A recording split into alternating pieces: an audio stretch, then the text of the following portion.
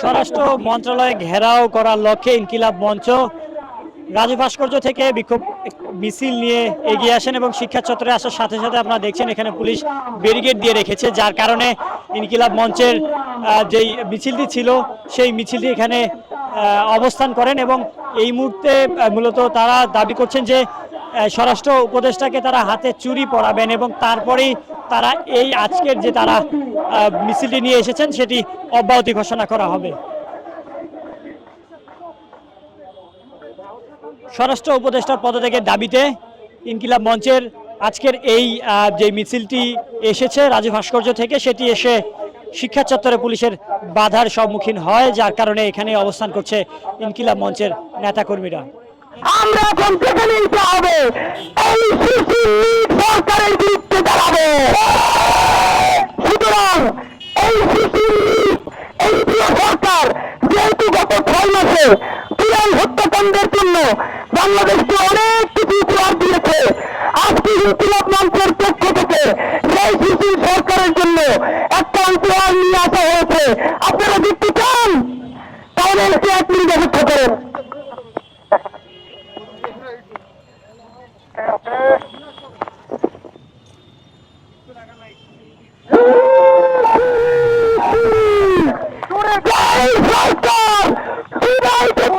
বাঁচাতে পারে না, তাই আজকে চুরি পড়াইতে যাব।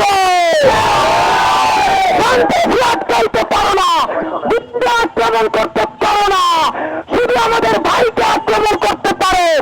স্বরাষ্ট্রমন্ত্রীর হাতে সবাই মিলে এখন চুরি পড়াইতে যাব। আপনারা যাবেন। এখন আমরা স্বরাষ্ট্রমন্ত্রণালয় অভিমুখে এই ছাত্র জনতার চুরি নিয়ে যাবো। সবাই আমাদের সাথে করেন, মিছিল করো।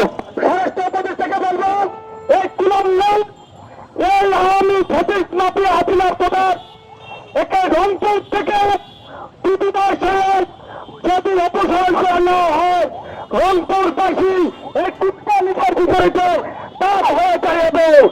আমরা বলতে চাই আওয়ামী ফেসিস্ট মাফিয়া হাসিনার প্রধানরা এখনো বিভিন্ন মন্ত্রণালয়ে তাদের কর্মকাণ্ড অব্যাহত করতেছে। আমরা বলতে চাই এই তুষ্করীরা কিভাবে এই 24-এর গণ অভ্যুত্থানকে পুনর্জিত করার জন্য তারা বিভিন্ন রকম দায় তারা করতেছে।